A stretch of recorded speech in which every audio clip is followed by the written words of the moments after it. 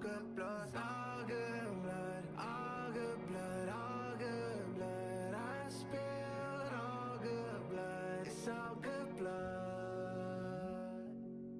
And it's all good blood, all good blood, all good blood. I spilled all good blood. It's all good blood. It's all good blood, all good blood, all good blood, all good blood. I spilled all good blood. It's all good blood. It's all good blood.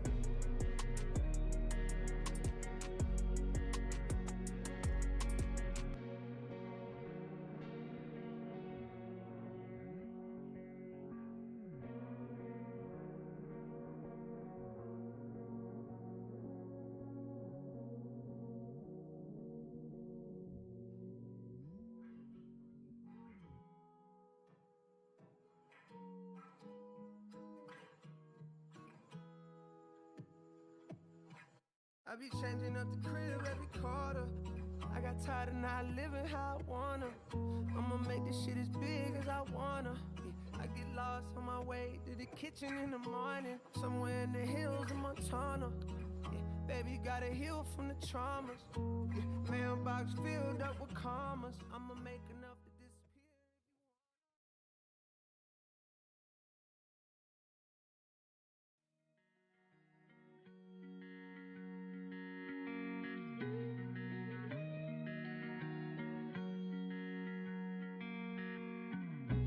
PCH driving, I needed some inspiring. Peace and quiet, I'm running from the sirens. They ain't been around, but they know about where I've been. Had to put the time in to let them know it's time. Fuck a plug, you don't need it when you plugged in. They know it's us, we don't need no introductions. It's just us, we don't need no one for nothing. But it's always something. Skipping town, cause I really can't be around it. Sometimes the only way to go is right around it. Had some shit to say, I didn't like the way it sounded, so I left it where I found it. Yeah, yeah. Why stop now? Why stop now? No, not my style, not my style. Yeah, drop top down, that's my style. Why stop now, baby? Why stop now? PCH driving, I needed some inspiring. Peace and quiet, I'm running from the sirens. They ain't been around, but they know about where I've been. Had to put the time in to let them know what time it is. Got that in common, we all feel the pressure. Bitch, I'm plugged in, yeah, the vibe is electric. Room full of comments, they all trying to sex me. Feel like Dennis Rodman in 1997. Something like you'll look like you'll look crazy at me and go, I'm sorry, who are you? You ready? I don't do this, but I do tonight. I do. Okay. Eat that pussy like it's food tonight. Yeah. They don't love me, but it's cool tonight. I like to keep it loose, but keep the moves tight. You was right. Running numbers up, I'm shooting dice. Fuck a suit and tie, I'm loosey goosey, but the moves are tight. Louis slippers never slipping, I just like to slide. I was on your side till you group me with these other guys. Hand on the blunt. Hi guys, sorry I forgot to go into studio mode. Ah, that's gonna be a gaff later. It's cool. We're good, man. We're good. I can cut it out though. Nobody saw it live. Only 2 people saw it. Sorry. Might be bad. Might be.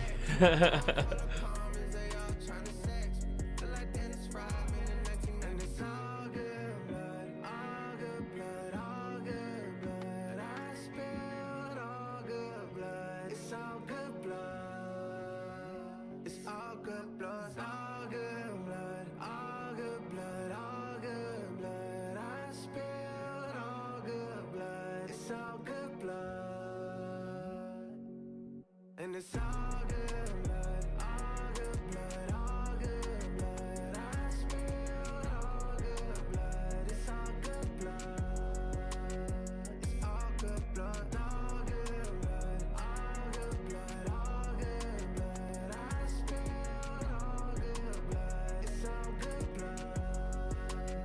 It's all good blood.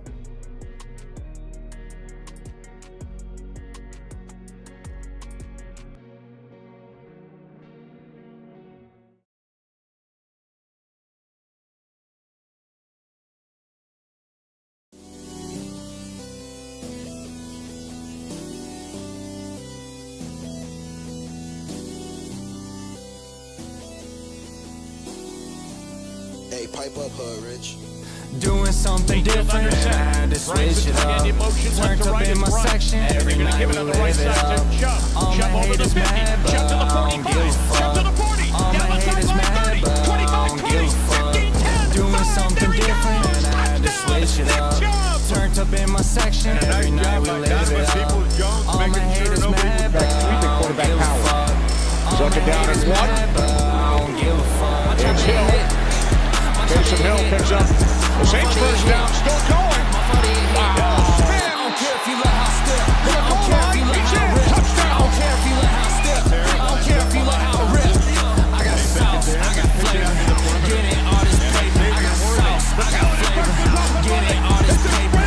Plain Jane Paddock on my motherfucking wrist. They notice every time when I walk up in this bitch. Hustle, walk up in this bitch. Keep my Glock up in this bitch. Hustle, walk up in this bitch. Keep my Glock up in this bitch. My chopper hit.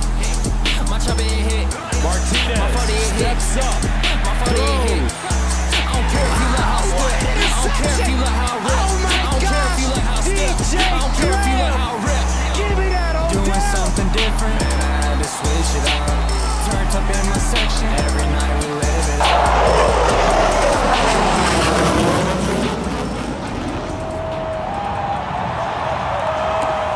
Kiper saying to take the safety.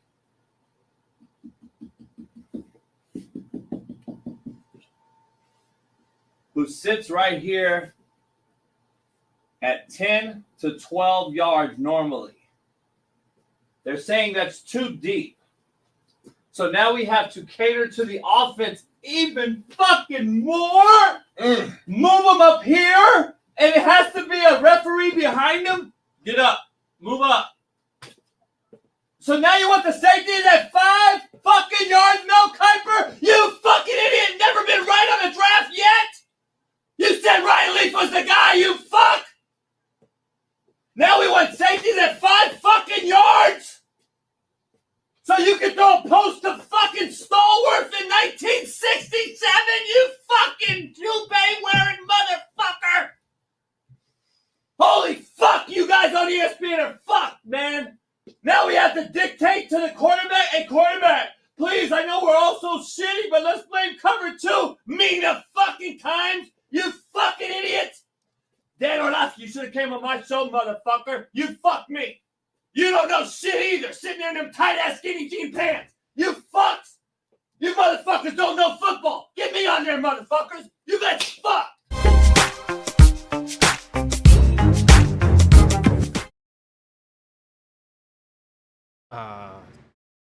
DJ? DJ? Dang it, I knew it was gonna be another gaffe. Guys, I'm sorry. I think we're having some technical difficulties, guys. I'm sorry. Oh, wait. Oh, that's not TJ. Wait, who are you? You know who the fuck I am? No, I don't. Do you know who the fuck I am? No, I don't. I'm Bill Kiper Sr., and I got something to say to that piece of garbage, Jason Brown. Uh-oh. Well, I mean, dude, first of all, something, buddy. Just because I wear a toupee doesn't mean that I don't get the action. Dude, okay, that's all well and good, but where's TJ? What did you do with TJ? It doesn't matter where TJ Riddell is, because Mel Kiper Jr. is gonna tell you why cover 2 is so bad for the league. First of all, let me get my notes out. Okay. Okay. The cover 2 has been around since the 1970s. It is the basic coverage of the NFL and all of football. And me and Kimes fucking write this? Jesus Christ. So, the whole point of this is to ban the number 2. Oh my God. I hate the number 2. I was always picked second to last in kickball, in 2-touch football, was the worst at any Pro- sport. Probably in your love That's life, too, why right? I never played the game. So I don't know why we have safeties playing 10 yards away from the line of scrimmage. When really, safeties need to play fucking close to the line of scrimmage. This doesn't work for me. This is bad. What, This you is mean... cover 2. You mean intelligence doesn't work for you? Is that what that is? Like... Intelligent football? That doesn't work for you, Mel Kiper? Huh? You listen here, buddy. You listen good. I thought Riley was the best quarterback to ever grace God's green earth. Mm. And the Chargers ruined Ryan Leaf. And let me tell you something, buddy. Let me tell you something. I do not wear a toupee. I do not wear a toupee. Oh, okay. All right, And sure, buddy. Nina Kimes is a lovely, lovely, lovely woman who knows little to nothing football. Okay? Oh, And you man. leave Dan Orlovsky alone. That's okay, my okay. cubic one. Okay, Mel Kiper. All right. Listen.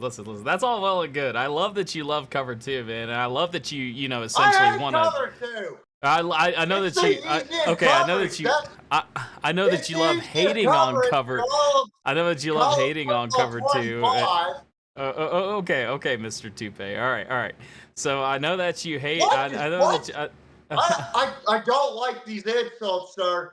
I hate these insults. Fine, you don't have to be here, man. Like, you don't have to be here, Mel. Well, Okay, fuck you, buddy. And Alright. fuck your host or your host. Yeah, what have you If done I with find him? him, You I'm gonna beat literally his ass. kidnapped him. You literally kidnapped him. What are you talking about? Actually, I slept in his attic. I slept in his attic while he was gone. Whoa. He hasn't returned. So, yes, I'm a bit hot.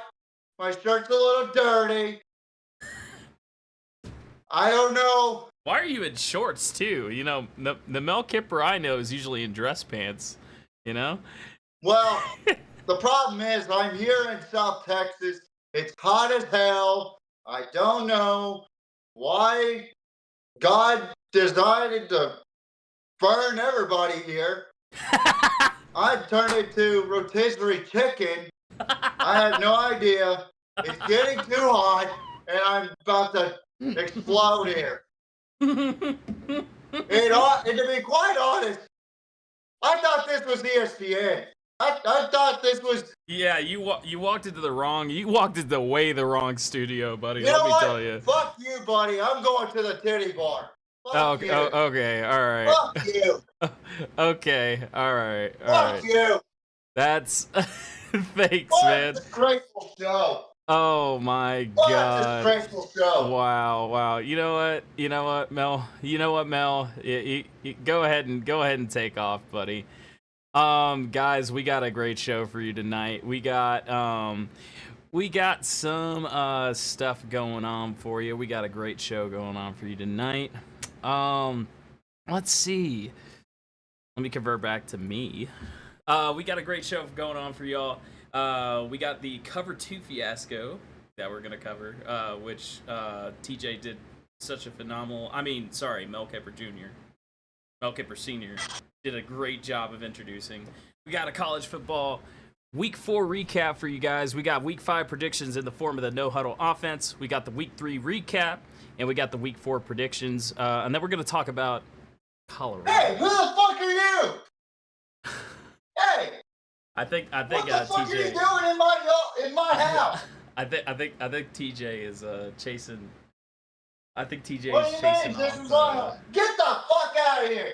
Mel, get the fuck out of here with your non-cover 2, no one having ass. You know what? Take fucking Mina Kimes and fucking Jagged Tooth back into fucking ESPN. Get the fuck out of here. Get your fucking ass out of here. Go.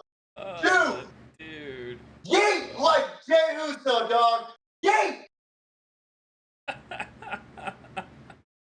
What the fuck, J-Mo? Hey, man, I don't know, bro. Like, that homeless Who dude the fuck was walked that in guy? here and tried To to... come into my show like that. Who Honestly, the fuck does who that even guy knows think he anymore? is? Who even knows? He hasn't been right on a draft yet, so Wait. I don't respect his opinion. You allowed him to write this garbage? Being covered too? Yeah, dude. There's nothing I can do, man. There's nothing I can Wow. What a fucking idiot, man. Are we live? Mm-hmm.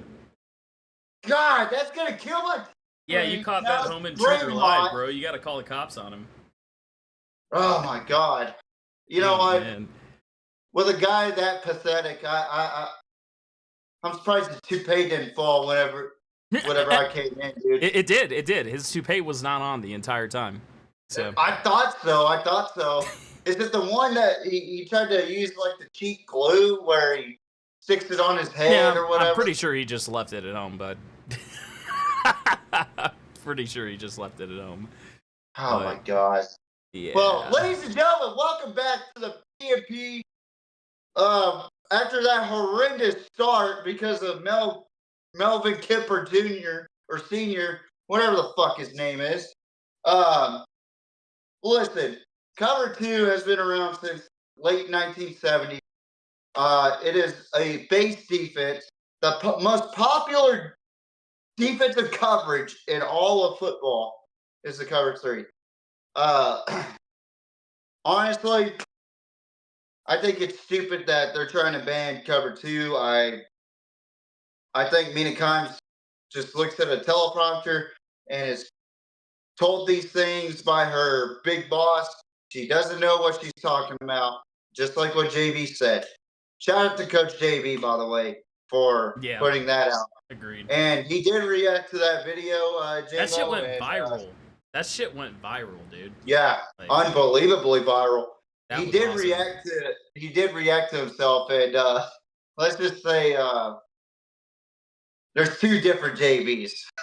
The one that actually did that, and then there's the JB that reacted to that. Like, you saw the JB that was Coach JB, the real Coach JB. Yeah. As far as coaching out there.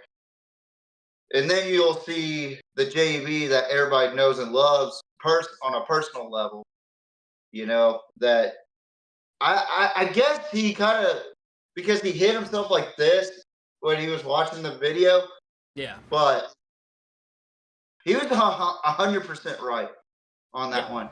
Yeah. And J-Mo, next time you see Melvin Kiper Sr., call the cops, please, because I wish I knew your location. I wish I could help. I wish I knew your location. He's probably eating some fucking squirrel or snake or something. I don't know. He's probably. Yeah.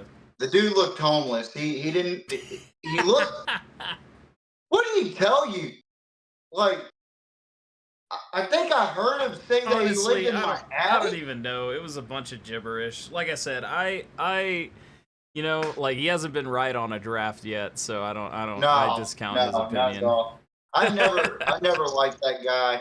Whoever thought Ryan Leaf was the guy is a fucking idiot. So, but yeah, let's go ahead and talk about some college football, J-Mo. This past week, you and I went about the same. Yeah, if not the same. I was surprised. Yeah, I did actually. There's a really lot good. of games that really surprised me. I want to go ahead and do this real quick. Okay. Fuck was I on last week? Because, like, I must have been on some fucking crystal meth last week for saying Colorado was that. We're going to talk about that game more, but, like, oh my God, I must have been on some really bad acid last week to even think that Colorado I think you took the bath salts on that one. 55-0. Yeah, dude. I mean, That I'm was glad pretty you got bad. the right prediction on Colorado winning, but good God. Yeah, not that margin. The margins were way off. Yeah. But hey, I got the dub. That's all I care about. Yeah, you got the dub. I commend you for that.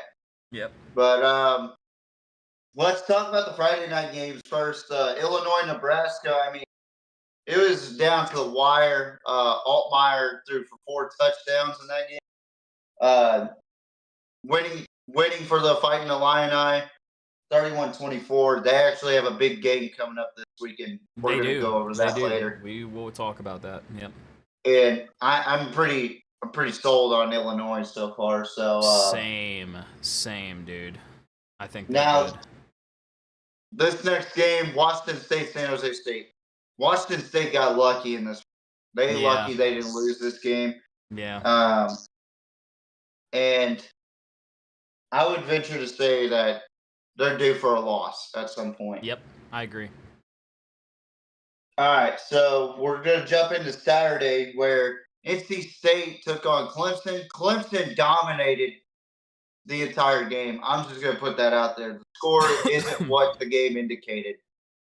Kate Klubnik is at a different level ever since that Georgia loss. He popped off. I think he's finally starting to click in. Yeah. For the Tigers. Yeah.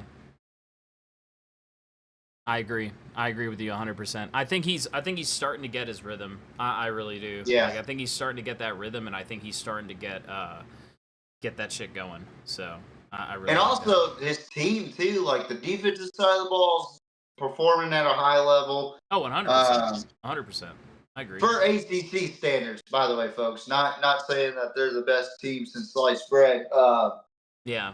By any shot, but agreed. This next game is shocking to me. And we're probably going to talk more about the recent quote-unquote upsets. There's something going on in college football right now. There's like an anomaly right there where something ain't right. Yeah. James Madison went into Chapel Hill and beat that ass. Yeah. 70-50. At the half, 52-28. Yeah. 52-28. I don't understand what's going on over there in North Carolina. We both had that game in North Carolina's favor because they were expected to. I mean, I didn't think they were. They're a fucking Power 5. They should win that game. Exactly. And dude. not just that, they have a legendary coach in Mac Brown coaching. So I'm sorry, I love Mac Brown, but time to go, big dog. Yeah, I agree. I think it's time. He's coached his last season, in my opinion. There's been reports that he retired and then was like, "No, I'm coming back." Like, I don't know. I think this is his last season. But how about Iowa State making a statement win over Arkansas State? So 52-7. Yeah. Matt Campbell. I really think Iowa State is the real deal. I'm starting to see their program come together and come together well. I think they'll end up being, if not top 25, at least top 50 this season. I think so. Yeah, I think they're top 25 material. Possible. Yeah, definitely possible. I like Rocco Beck. I like Abu Samal the third.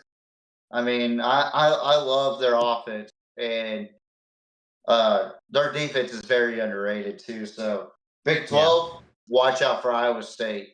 Yeah, for real. USC at Michigan, one of the bigger games this week. You and I both had USC dominating that game, but Michigan won a statement game right there, in my opinion. They dominated in the trenches.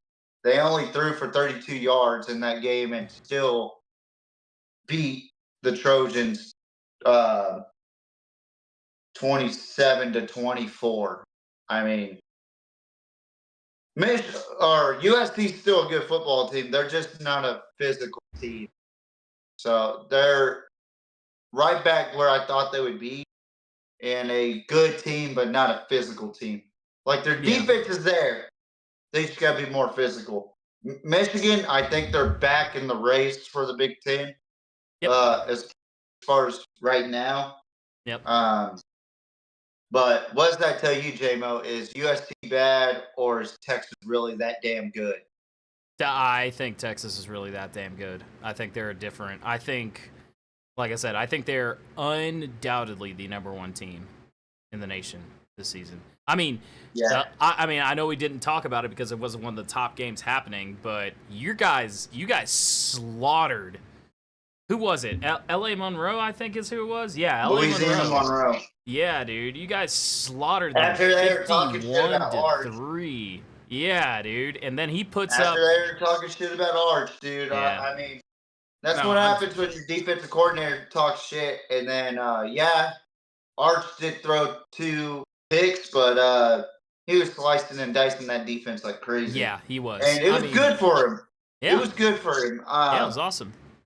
Personally, I think it was a C+ performance because it's his first starting debut. I thought he played well, but I don't think that it's surprising. You know what I mean? It wasn't a wow factor. It's Louisiana Monroe. Yeah. We'll see how Texas does this week against Mississippi State. There's questions saying that Quinn might be playing for a quarter, maybe a half, and then Arch will finish out before the Red River rivalry in 2 weeks. I don't think you guys have anything to worry about for the next. No, I'm gonna go on a limb and say this. I don't think you guys have anything to worry about for the next couple games. I really don't. Really?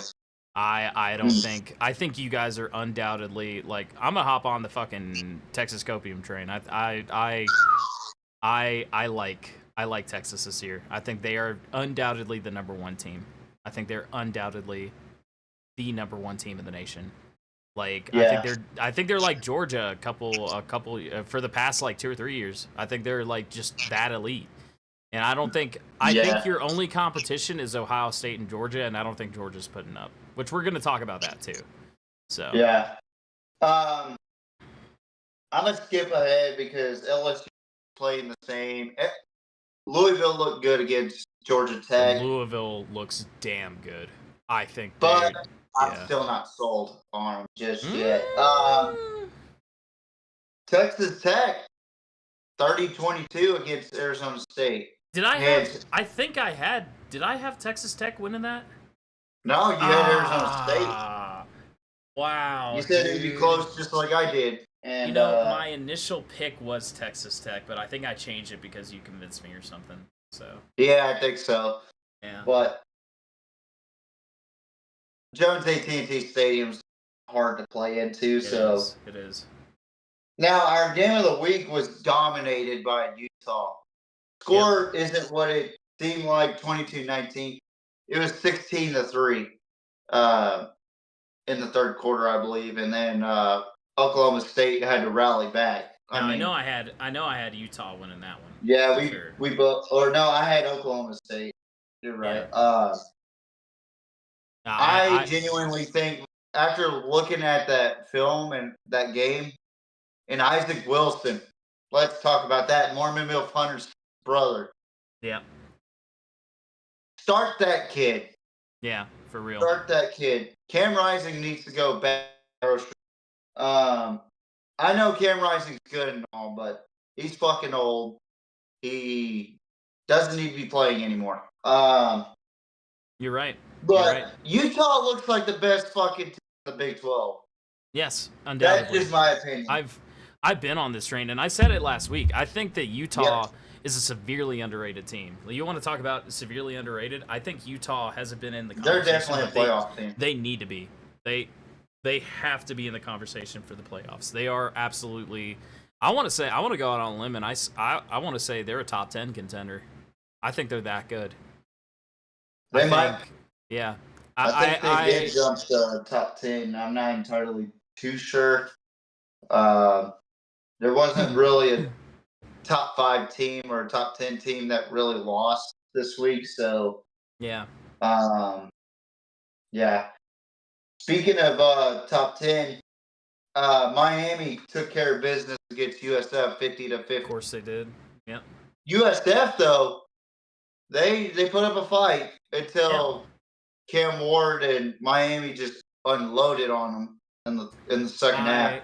I think Miami is the best second half team in college football. Yeah, I agree. Just by I 100% just agree. by watching them. Yeah, I 100% agree. They play very well in the fourth quarter. They play better than anyone I've seen this season. So. Yeah, I absolutely loved.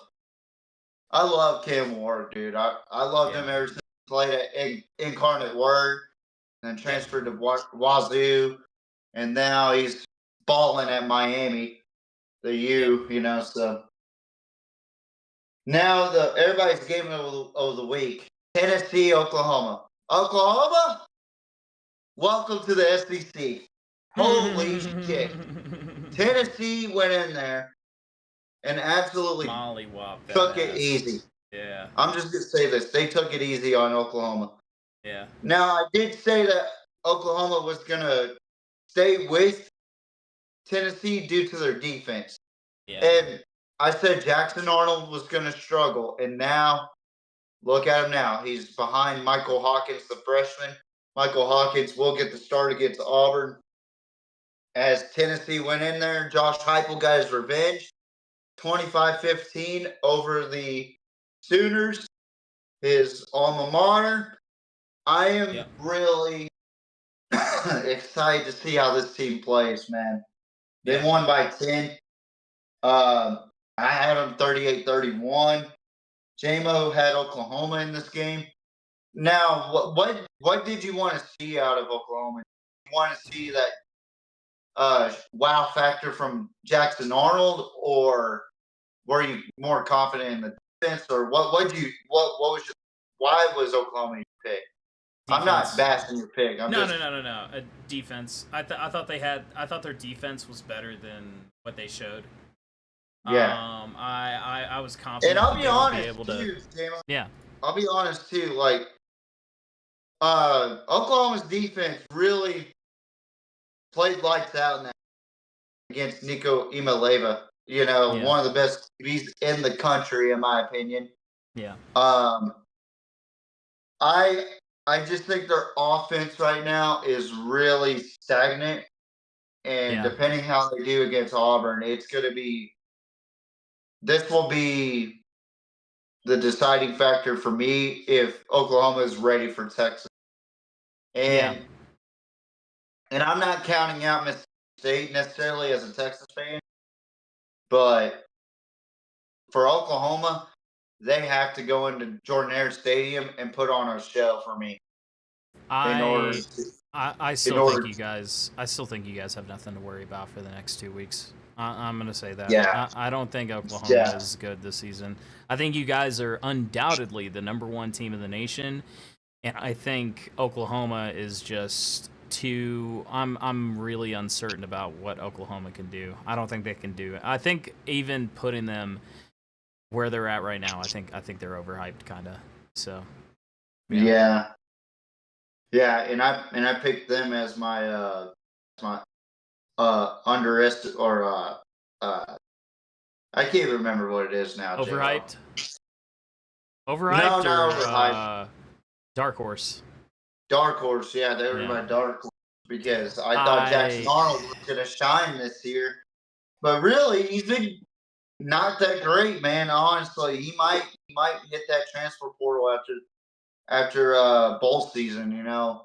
Yeah. But speaking of SEC, how about Ole Miss 52-13 against Georgia Southern, and you picked Georgia Southern to be the upset team. Yeah, I did. What an impressive showing by Ole Miss, by Jackson Dart and Ole Miss. Yeah. And also, let's talk about Lane Kiffin for a minute. Lane Kiffin, to me, is one of the most smartest head coaches in all of college football. I love Lane Kiffin. Yeah. J-Mo could sit here and tell you how much I love Lane Kiffin. Yeah. I have nothing but respect for Lane Kiffin. I hope one day that we could get him on this show, maybe during the off season, and kind of just break down Ole Miss a little bit, kind of talk about his coaching career at SC and Tennessee and also Ole Miss. You know, I just love the career path or the path that Lane Kiffin has had, and also God rest his dad's soul, Monty Kiffin, who passed away this year. But yeah, I love Ole Miss, and they look fucking awesome. Yeah, I think, if I'm being honest, because I have a stake in this fight this week, I really think that it will be a good showing. I think this will tell us where Kentucky really is, because Ole Miss we know. Oh, that's true. Yeah. Right? Like I think Ole Miss we know is very good. They've solidified themselves as like essentially they are a top 10 team. I think they are a good team. I'm curious because like if you were watching college football week 3, you know that Kentucky almost beat Georgia. They were leading them, I think, at halftime, right? Yeah, it was like presumably 6-0 or 3-0. Presumably the number one team in the country, you know, at that time. And I think that Kentucky has a shot here if they do it right. I think Kentucky has a shot at being probably in the top 25 if they beat or they give Ole Miss a fight. I think that's good. That's a tall glass to drink out of, you know. And yeah, I'm not saying it's not. I think it's possible, but I think it is possible. It's definitely possible, but it is. It's gonna be hard. Very unlikely, you know. But I mean, that's what everybody was saying about the Georgia game. I even said it. That's true. I was like, that's true. You know, I was like, I'll streak. My biggest issue with Kentucky, though, my biggest issue with Kentucky is they've been consistent or inconsistently. Yeah, 100%. Consistent. You know what I mean? Like I'll stop being inconsistent. They've just been inconsistent. Like they'll true. do well against Georgia, and then you look the week previous, and it was South Carolina they were struggling against, which we all know here that Georgia is better than South Carolina. Let's be real. Yeah, you know what I mean? By far. Yeah, but I think I don't know. It's just really Kentucky is very unpredictable right now. They're a good team, but I think they're still kind of on the ropes as to what their game plan is. I don't think they've got a good battle plan going, and I think that's hurting them a lot. So I think that once they get a good battle plan going, and they know the direction that they want to go, I'm talking basically about the run and the pass. Like I think they've got a running game. They have a running game, and they have to establish that. And they have to kind of say, hey, listen, we want a passing game, but in order to have that passing game, we have to establish that run game more. And I think they've got the tools to do it now. They just have to know how to implement it. So that's what I mean when I say game plan. Defense is doing phenomenally, though. Defense is doing their defense is great. It's just the offense that I worry about. Yeah. So I'm going to go over 2 more games. Baylor at Colorado. Oh, we're going to talk about this one. Yeah, we're going to talk about this one a little later, but I kind of wanted to give a rundown. The final play in regulation was great and all. And, yeah, Colorado scored first, obviously. In the play that Travis Hunter, Colorado fans, you should thank Travis Hunter. Again, thank Travis Hunter for saving your season. Because if Baylor would have scored, that game would have been over. Yeah. And what the hell was Dave Aranda thinking? What in the hell was he thinking? I have no idea, dude. Like, his safeties were in the fucking student section. Yeah. What are we doing, Baylor? Yeah. You're making yourselves look even more piss poor by the minute. You guys were making yourselves look like the team I predicted you to be. like Jesus Take that for all the offense I mean. You're up 24-10. How do you collapse like that? Yeah. 24-10, J-Mo. Yep. You don't collapse like that if you're a good team. And I'm sorry, I'm in the gray area for Colorado, but you beat a bad team. Okay? Yeah. we'll go more in depth on Colorado later. But Yeah. Colorado did get the win in overtime, 38-31, and still Colorado has not scored over 31 points in regulation, by the way. So their next opponent, they better be ready. Oh, yeah. And the final game, which really shocked everybody, Kalani Sitake and BYU We've been talking excellent about football. this. We've been talking Made about Avery this. Johnson look like he was a lost kid in a Kmart, dude. Dude, we have been talking 38-9. Yeah, dude. We have TJ, we have been talking week after week about how you're unsure about Kansas State. Like what exactly were you thinking every time you said that? What exactly were the tells that kind of revealed that this Kansas State team is not as good as everybody thinks? Well, I thought them facing Tulane was a big question mark. And then they were able to beat Arizona the way they did. That's why I predicted them to beat BYU, but I thought BYU was going to bring some physicality. They did. Right. But Kansas State was non-existent in that game at all. It was what I thought would happen, Kansas State, if they didn't show up to Provo. And they did. It looked like they didn't even leave Manhattan, bro. Yeah. It was bad football. It was bad Kansas State football. It was probably one of the worst Kansas State games I had ever seen in my entire life. Yeah, agreed. And I would venture to say that, man, Kansas State might not be that good this year. Yeah. They might not.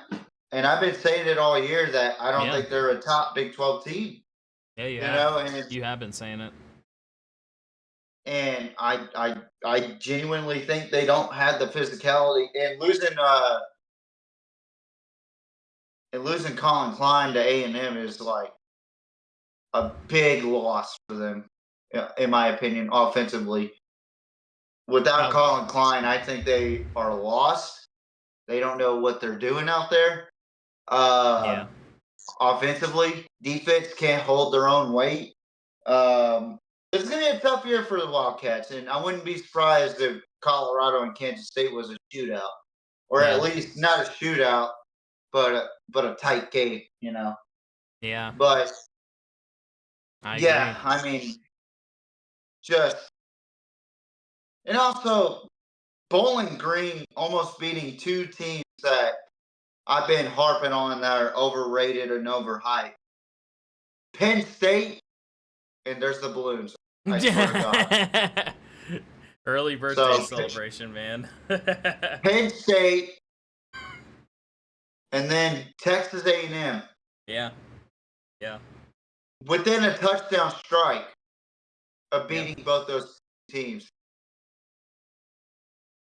This has to be one of the worst fucking products I've seen in a long time as far as college football is concerned.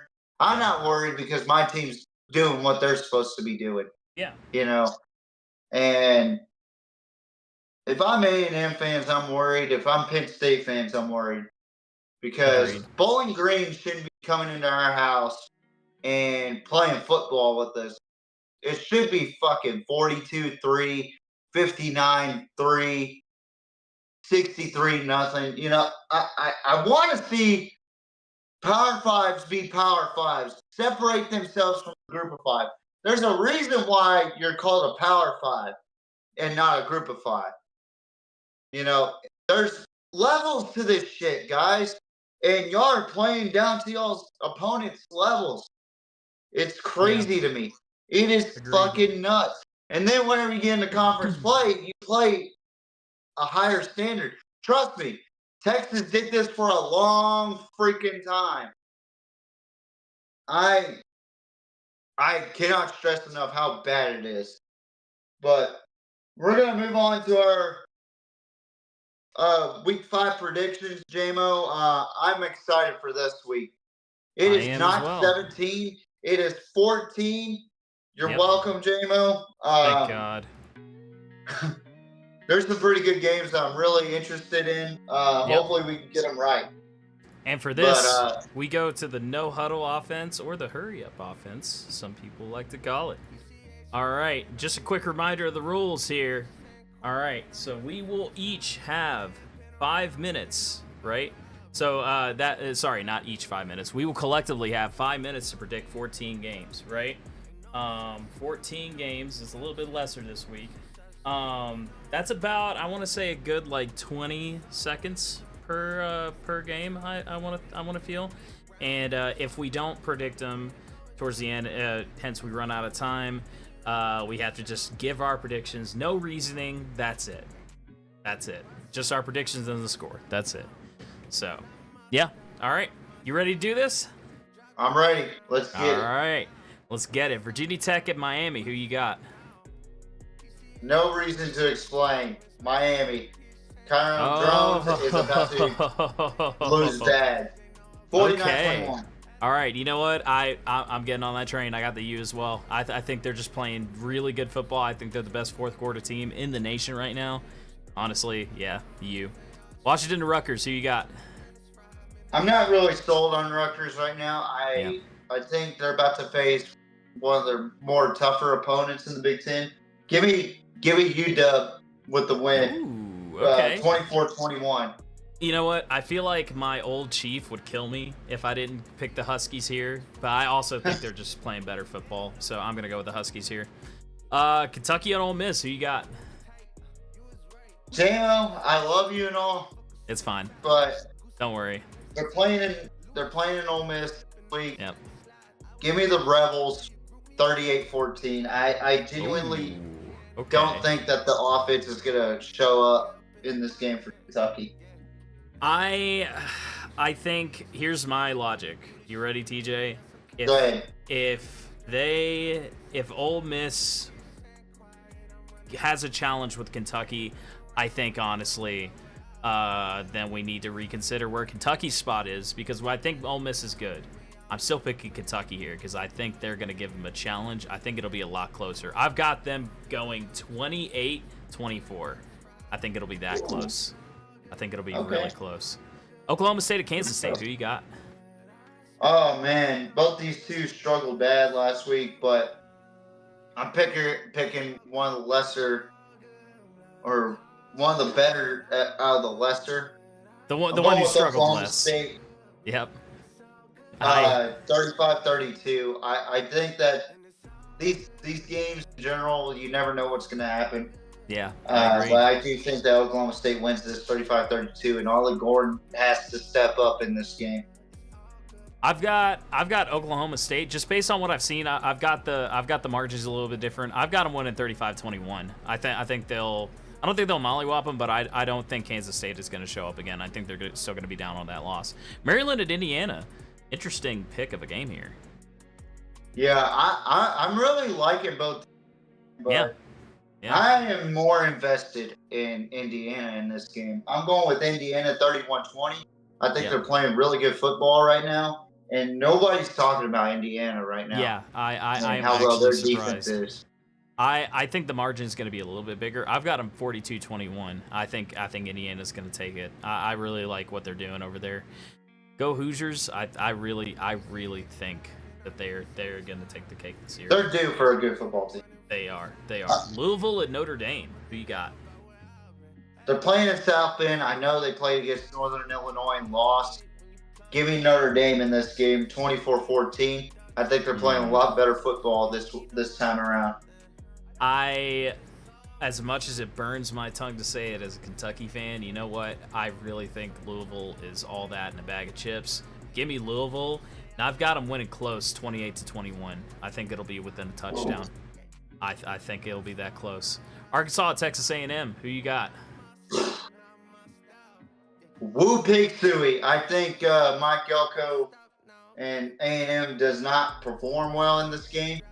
Yep. But I have it close, 31-27. I'm really concerned about Taylon Green as a thrower, but I think that run attack with Jaquindon Jackson and Taylon Green is going to hurt that Texas A&M defense. Yep. I've also got Arkansas winning that game. I think Arkansas. I think they're the better team. I just think all around they're playing better football and they're playing physical football, whereas Texas A&M is struggling on that end. So I think they take it. Colorado or UCF? Who you got? We got a minute. That's our 1 minute warning. Charge on. I got USC or USF winning this game, 42-27. UCF. Yep, I have a winning too. I think the Downtown's going to be rocking when Dion shows up, and Colorado is not going to perform well. I've got them at a smaller margin. I think it's 35-14, but I think UCF will take it. Absolutely, 100%. OU at Auburn. Who you got? OU's got to win this game, but I got OU winning 28-6. I think Auburn's a bad football team. I have them shutting out Auburn 35-0. I think it's going to be that big. Ohio State and Michigan State. Who you got? We got 23 seconds. I got the Ohio State winning 42-13. Yes, sir. You can't go wrong with a good Ohio State thing. I think they're actually number 2 in the country, and I think they'll do well. Stanford to Clemson. Who you got? 10 seconds. Clemson 42-10. I think Clemson's playing at a high level. Ooh. I also have Clemson. I messed up on the graphic for that one though. But I also have Clemson. And that is all the time we have, TJ. That is it. All right, so now we just got to give 3 games. We're 3 games off. Now we just got to give our pick, score, no reasoning why. All right. God damn it. This game is good right here. And I keep shaking. It is. It's hard to win. It's hard to win. All right. This one you're going to catch a lot of flack for because this is also our game of the week, I'm pretty sure. Yeah, it's everybody's game of the week right here. Bama and Georgia. We got just team and score. That's it. This is tough. Yeah. This is really tough. Like this was like one of the harder games that I had to pick. Bama 24-20. All right. You know what? I'm actually going to agree with you. Bama 21-14. Illinois and Penn State. Who you got?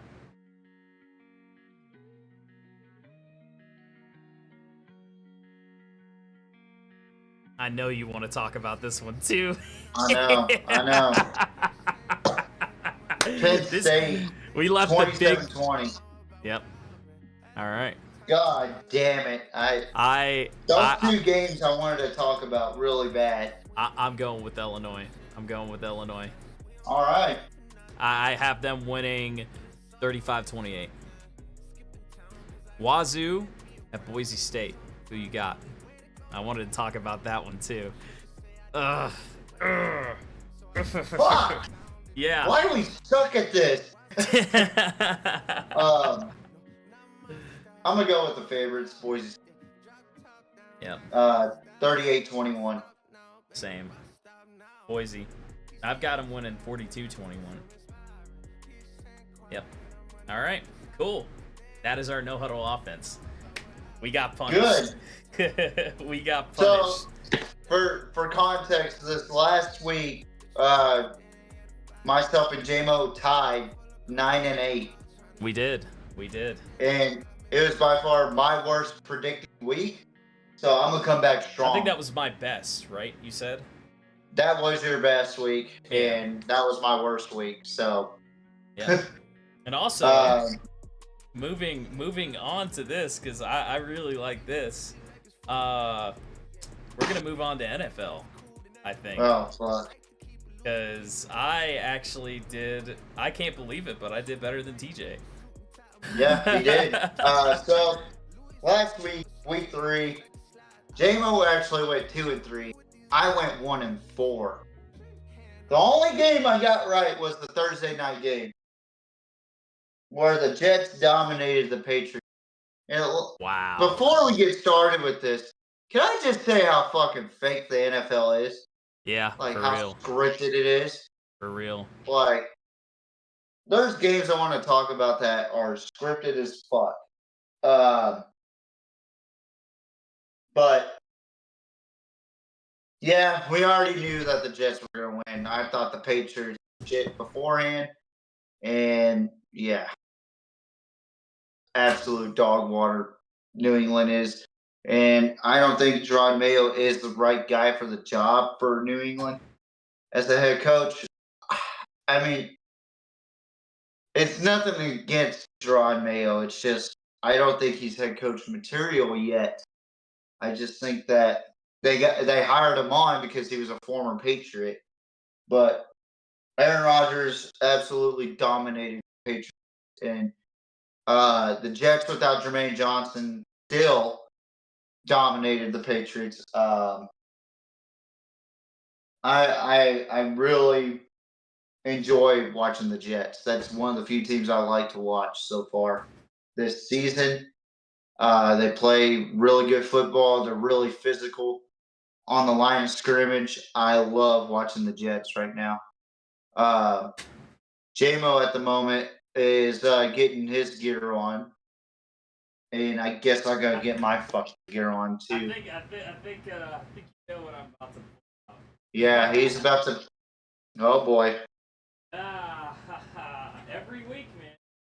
Go for it up. I wish you had a clicker so that way you could actually click onto yourself whenever you walk up.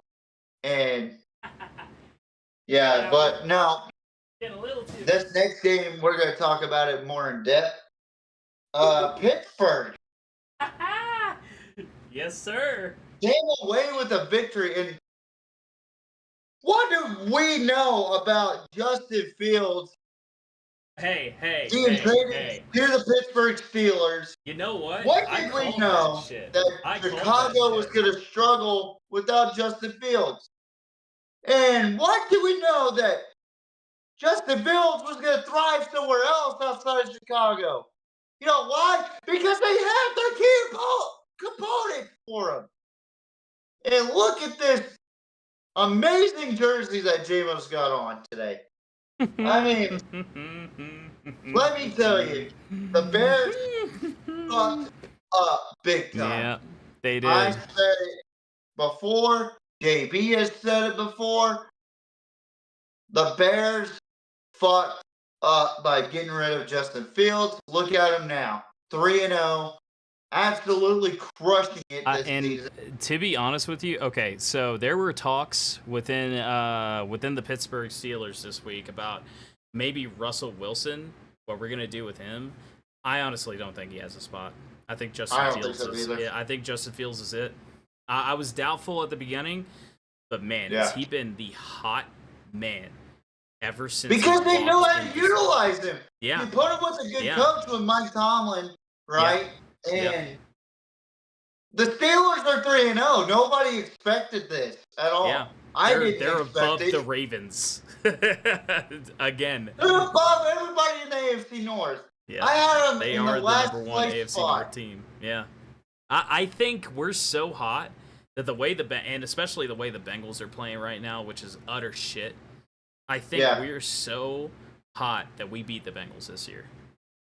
I think you'll have a chance to beat everybody in the division. I think we get the number one AFC North seed. I think we go to the playoffs this year. I really do. I think we're that good. I think our offense is the real deal. I think our defense is holding okay, but I think our offense is the real deal, especially with Justin Fields. Yeah, your offense is like. Yeah. I'm absolutely. I'm sucking on that copium. I'm sorry, but I am absolutely hot on them. They're really good. So they win 20-10, J-Mo, against a very good LA Chargers team coached by extremely good. Yeah. Jim Harbaugh. Yeah. Held them to 10. I'm really impressed with your Steelers. Like yeah. TJ Watt also daddy. Think about that too. Yeah.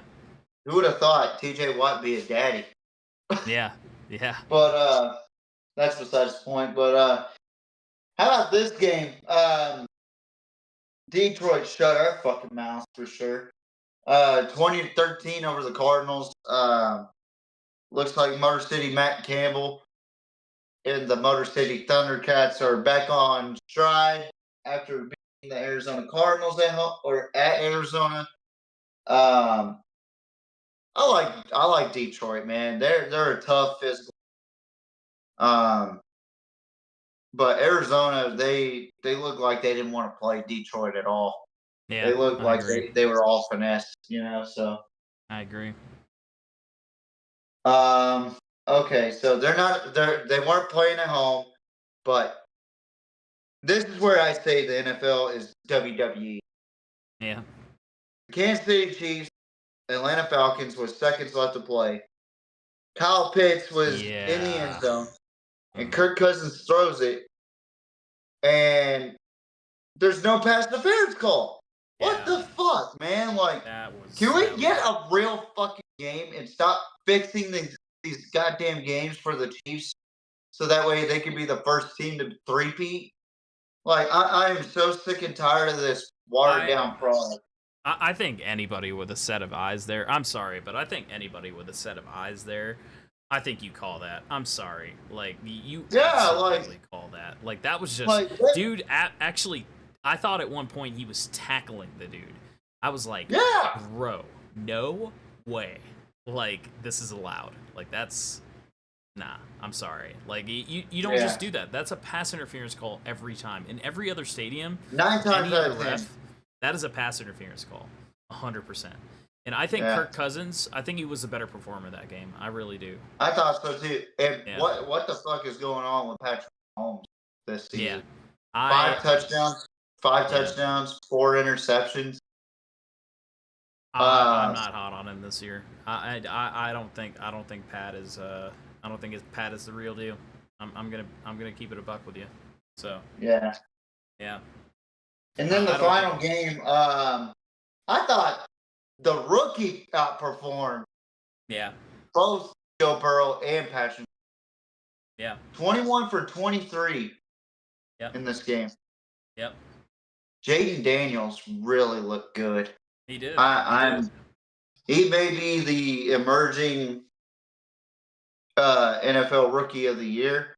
Yeah. At quarterback for the Commanders. And what do I know? I've been paying attention to the Commanders for quite some time, and now they're sitting at 2-1. They are actually looking like a legit team. I know I predicted 24-6, but here's my deal. I've been paying attention to the Commanders, and I said they would be in the mix of the NFC East Championship. Look how bad the Eagles look. Look how bad Cowboys look. Look how bad the Giants look. Yeah. The NFC East is in shambles right now. This is the perfect year, okay, for the Commanders to go in and shock everybody, okay? And what did I say earlier this year, J-Mo, that they were going to be a problem? Yeah. I said that they were going to be a problem with the rookie quarterback they just got. It's a perfect fit. And Dan Quinn knows the Cowboys, okay? Yep. He knows their weaknesses. And Mike Zimmer looks like hammer dog shit out there compared to what Dan Quinn was putting on for the Cowboys defense. Yep. And I'm not sold on either Dallas or Philadelphia to win the NFC East. Yeah, I agree. Right now, it's an even race. Maybe the odd man out is definitely the New York Giants, but I doubt it. I doubt that. I don't know, bro. I am. The NFC East is so bad, but Cincinnati looks terrible. Yeah, horrible. Like, I think this is the worst they've looked in a couple years. And Cam Taylor-Britt needs to shut his fucking mouth. Yeah. Honestly. 100%. Because Cliff Kingsbury, he may have a college offense as an OC, but he made Jaden Daniels look like a fucking pop star out there. Yep. Are you kidding me? Yeah. 21 for 23? What? What are we doing, Cincinnati? Yeah.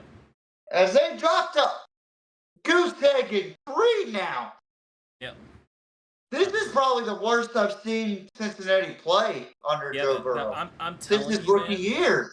The AFC North has never looked, and I'm sorry to say this, the AFC North has never looked like, other than the Steelers, the AFC North has never looked this bad. Browns, No. Bengals, and Ravens all like. And the Ravens almost lost to the Cowboys. They're doing terrible. They're doing Like, phenomenal. the Ravens Each of were those up teams that I just 28 named are doing 6 horrible. and almost lost the game. Yeah. I think what is going on is that the Steelers have caught up to the race. Yeah. The Browns don't have a solidified quarterback in Sean Watson because of those cases. Baltimore's defense is missing a lot of pieces, and they don't know how to coach Lamar and Derrick Henry at the same time. Yep. And J-Mo, I'm probably gonna have to change one of my picks later on. Okay. On the show. And you'll find out here in a little bit. But Cincinnati just looks fucking terrible. I'm just gonna say that right now. And they almost beat Kansas City. They look absolutely atrocious. Yeah. Yeah. So I agree. I'm gonna go ahead and change a prediction here. Oh, JMO. okay. Okay. All right. Because I watched Monday Night Football a little bit, and then I tuned it on to Hell's Kitchen because of how bad football really was. Wow. But Wow. I think I know who you're that's a changing lot. to. Does it have to do with our fourth game? It does. Yeah, I know exactly who you're changing. I know exactly who you're changing. Yep. I And think- I am in I think complete this agreement. I think this team is legit now. They're sitting 3-0. They're sitting pretty. Yeah. But let's go ahead and move on to our prediction, JMO, for week 4. Yep. Same old thing. Hurry up offense.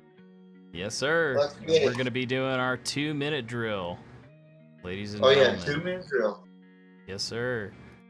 Alrighty. So, here's what we got. All right. Like I said, we're gonna have 2 minutes. I haven't started the clock yet, but we're gonna have 2 minutes instead of 5 to predict 5 games. It's a little bit shorter time frame, or a little bit longer time frame to predict 5 games, but we should be good. So when you're ready, let's get it, TJ. All right. Let's go. Cowboys at Giants. Who you got? Spread going towards the Cowboys. Over and under is 44.5. Giants with the money line 175.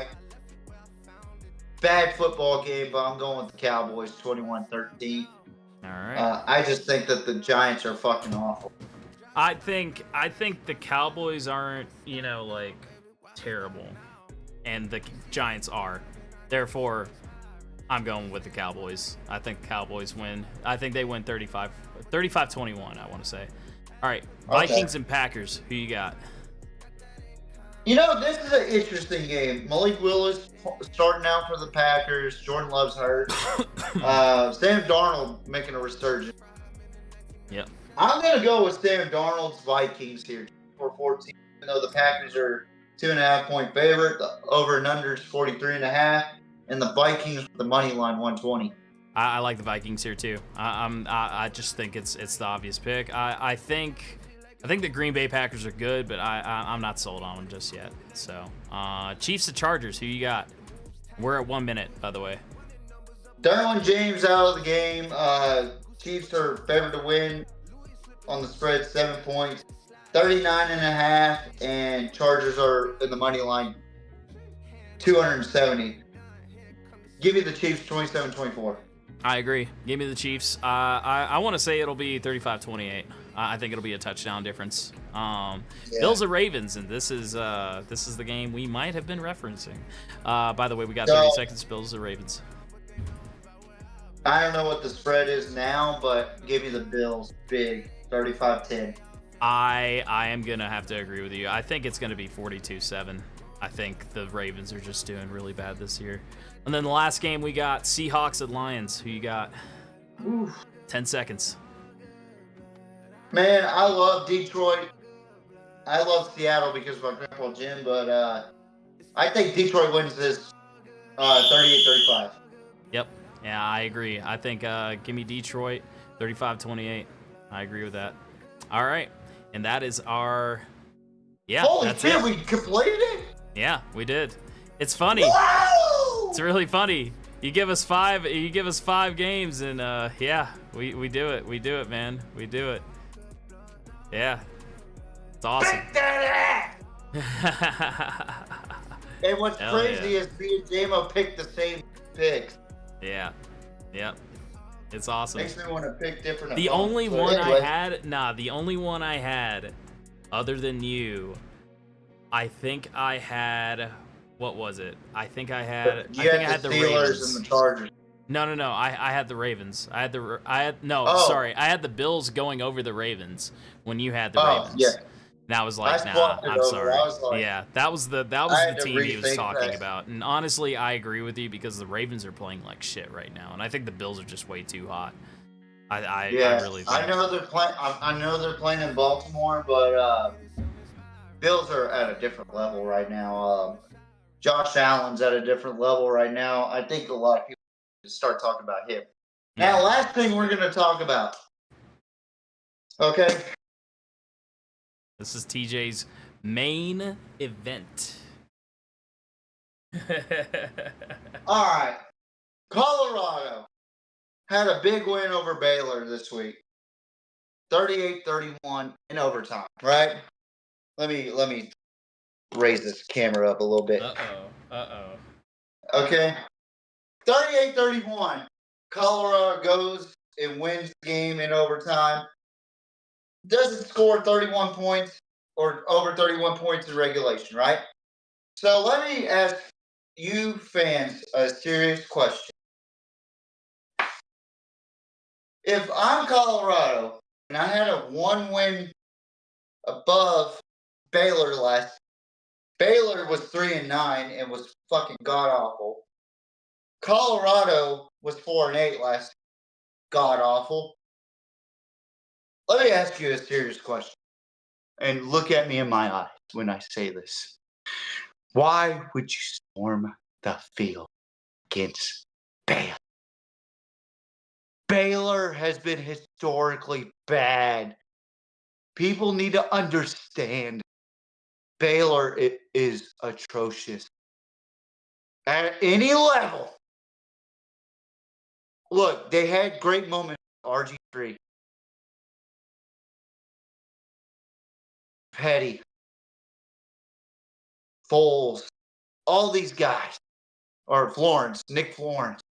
All these guys that played quarterback. And then that miraculous 2021 team that won the Big 12. But historically, they have been bad. You know, when I was a kid, we would go to the spring game. You know, they had 30 people in the stand at Floyd Casey Stadium before McLean Stadium was even a thought, right? When Baylor would get their asses kicked by Northwestern State, guess how much the tickets were? Goose egg. People were selling, or they were selling free seats so that way people would go watch Baylor get their asses strummed by a fucking FCS school. So Colorado, why would you storm the field? I understand it's your first Big 12 win since 14 years ago. Great for you. Great for you. But why would you storm the field against Baylor? That's my only takeaway from this. You stormed the field against Baylor.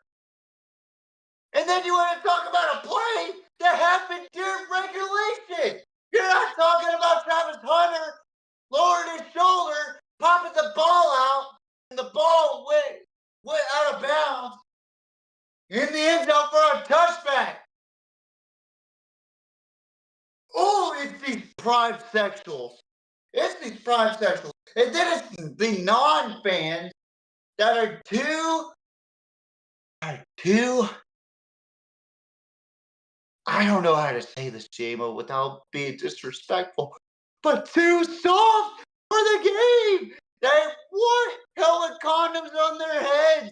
They want concussion protocol to be a big thing. They want the players to get paid before the players even earn their big money contracts. They want Colorado to storm the field against Baylor. Why? Why is this such a big deal? Honestly, I would have gotten it if you beat a rival, one of the top premier teams in college football right now, possibly in the top 10 at the end of the season, a playoff contender. But yet, we want to run onto the field against the shitty Baylor team. What are we doing? You. And then what drives me crazy, you prime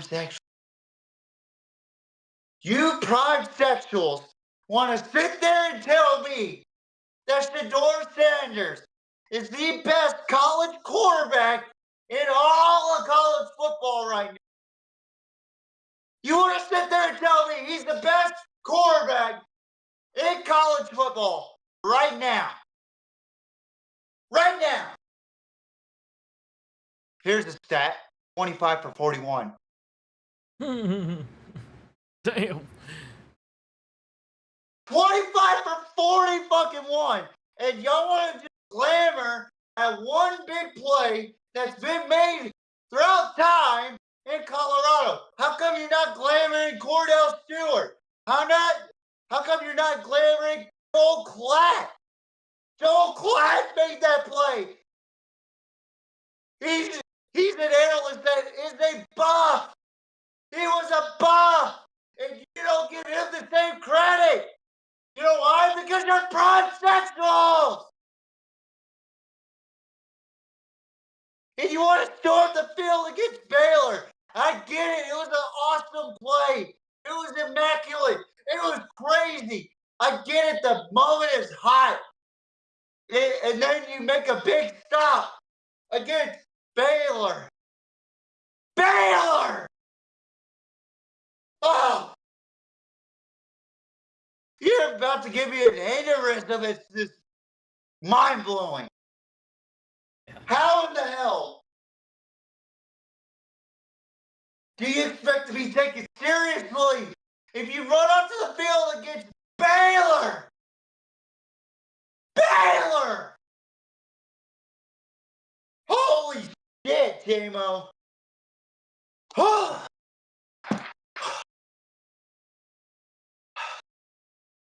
think we need to get Mel Kiper Sr. back in here, man.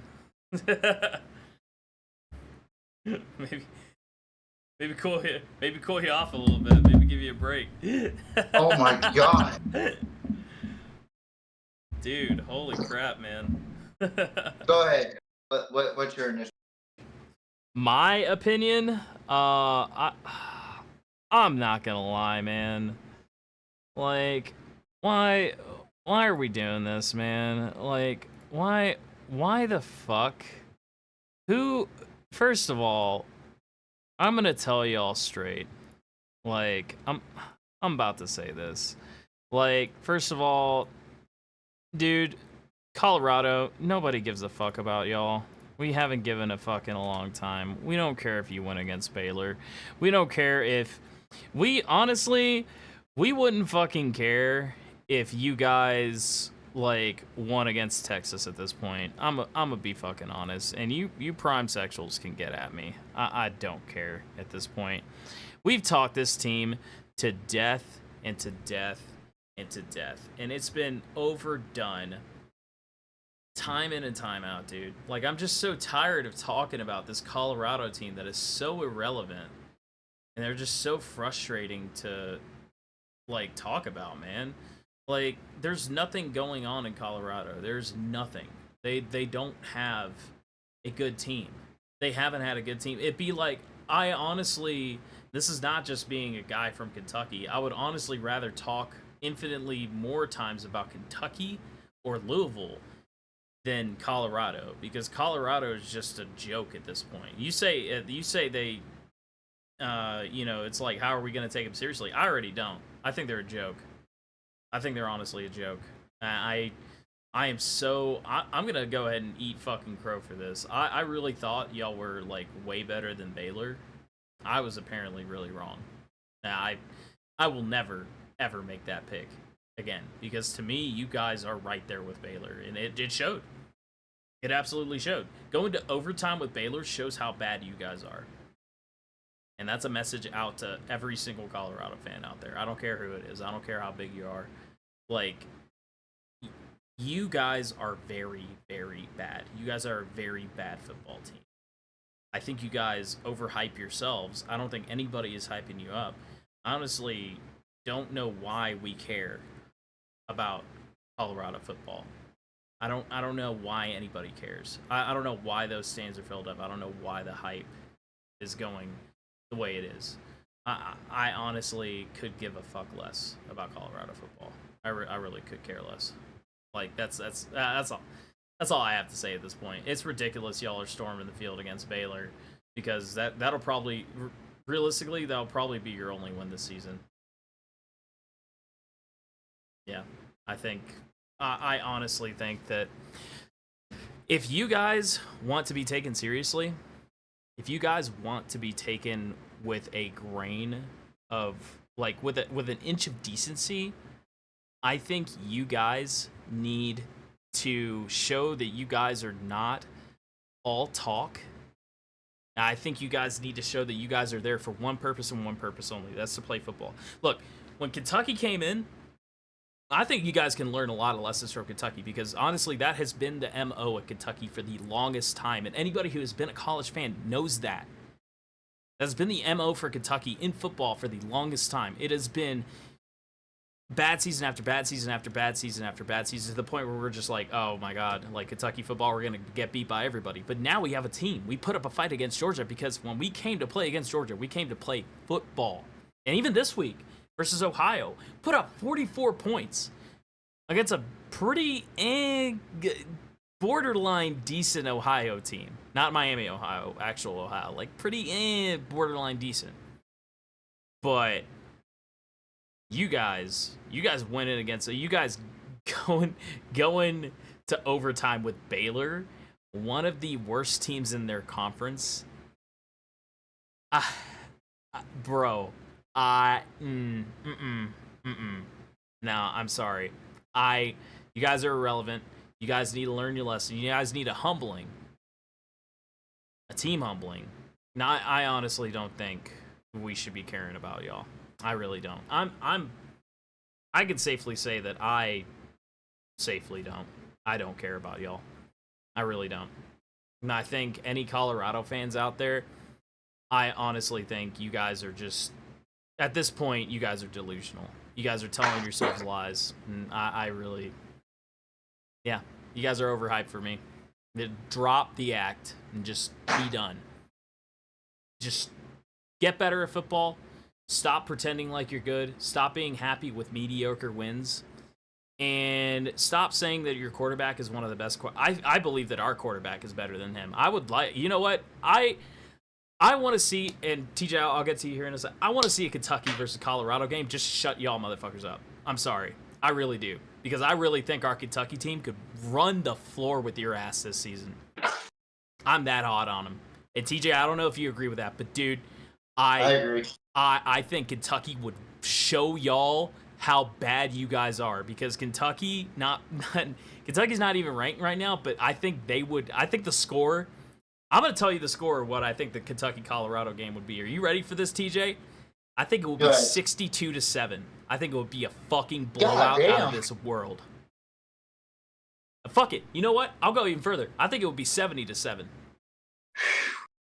I think Brock would run the floor with y'all's ass. I really do. Because when we come into the building, and I think Wilcox, you couldn't even catch him.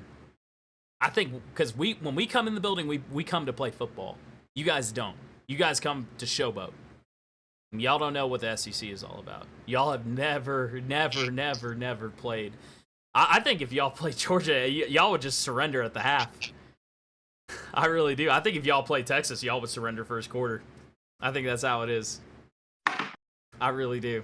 Why are we caring about a media? That's just like caring about who the fuck? That's like caring about let's see. I think that's like caring about Florida. I think that's about as bad as caring about Florida or Florida State this season, because we all know they're terrible. They're terrible at football. I think if we're caring about Colorado, we should care about those teams too, but we don't. We don't. So that's my message to Colorado fans. Get off. Get out of your own head. Get out of your own delusions, and please enter the building to play football games. Don't enter the building to just showboat, because you guys are not that good. Now, like I said, I think Kentucky would run the floor with y'all's ass. I think Louisville would too. Yep. That scoffs my mouth to say. So. All right. Thank you for that. Sorry, J-Mo. Yeah, I really mean it. Me personally, I don't think Kentucky would score that much, but anyway, on Colorado they might. Let's get down to brass tacks with this. I have stats off the top of my head right now. Off the top of my head now, J-Mo. Here we go. Let's break this down, shall we? Just Colorado supposedly spectacular offense, right? Yeah. You ready for this, J-Mo? Yeah. I want you to look at this real quick. 70%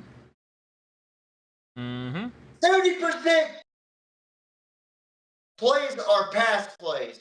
Yep. Rushing carry leader, Shedeur Sanders. What does that boil down to? It's the Shedeur Sanders show, right? Yep. One-dimensional offense, meaning they run just strictly 10 personnel. They never have a floater tight end. They don't have a tight end in general. They just go 4 wide and let Shedeur play 7-on-7. And look at the result. 25 for 41 equals last completion and attempt sack. Okay? So let's break down the wins and losses for this Colorado team. North Dakota State, 31-25. They barely scraped by a North Dakota State team that's really not the same North Dakota State team, but they still could have won the game at the end. Yep. A win's a win, I get it. Then they go into Lincoln, Nebraska. They lose 28-10. I'll give Matt McChesney credit. They held them in the second half and only scored 10 points. All right? Then they go into Fort Collins, Colorado, to take on Jay Norvell and the shitty Colorado State Rams. They win 28-9 after Colorado State said they were going to murder you, and you didn't perform like a Colorado standard team, in my opinion. You played like a mediocre Colorado team. Then you play against Baylor.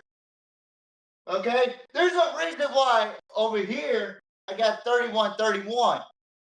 That's the regulated score. That's the end of regulation score. Yep. You had to score 7 more points to win in overtime. So, what does that tell me? What does that tell TJ Riddell? They can't score more than 31 points in regulation, right? So, I did the math here, right? Your opponent scored 93 points.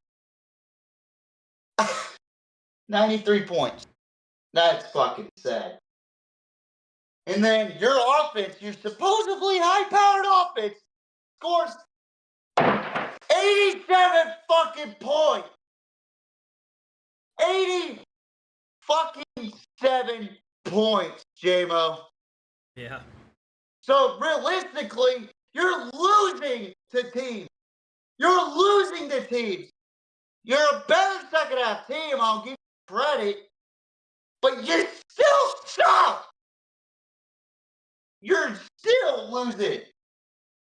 If it wasn't for that 38, if it wasn't for that 7-point cushion in overtime, bro, it would have been 93-80. 93-80. That's what frustrates me about this Colorado team. You fucking casuals like to glaze over this fucking. You don't look at the true stats of the game. You look at the QBRs and the ratings and go, oh my God, Shador's the best. You look at one or two plays that he does. You don't actually watch his footwork.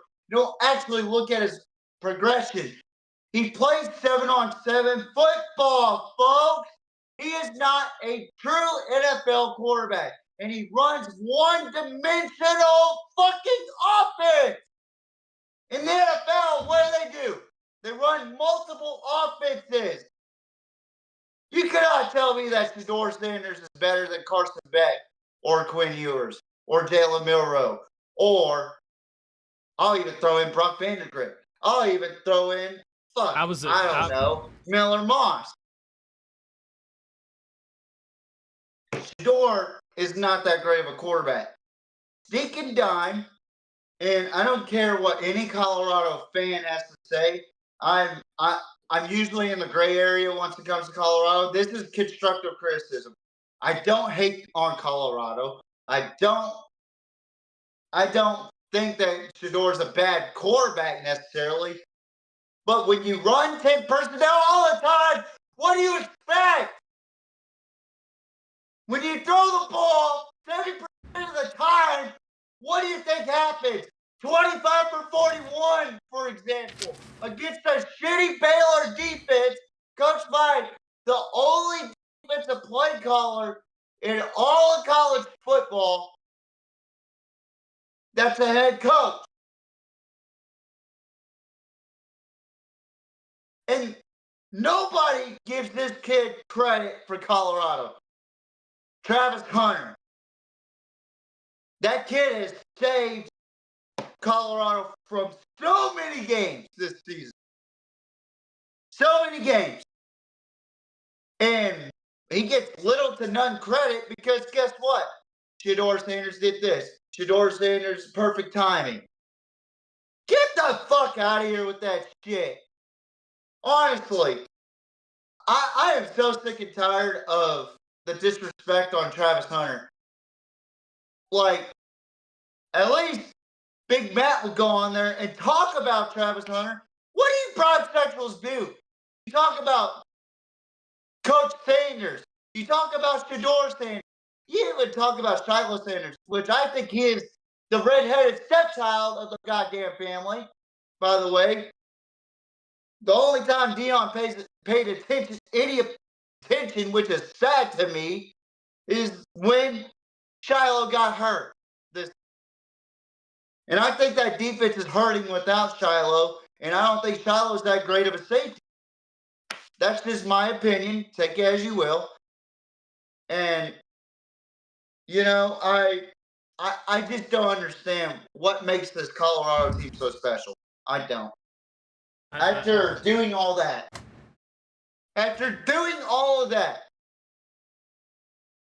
and watching the performance, I'm not impressed. I don't think they'll win more than 5 games. And I was right to say they were the most overhyped team in the Big 12, by the way. Yeah, but I absolutely agree. What the fuck do I know? Call me JB Jr., motherfuckers.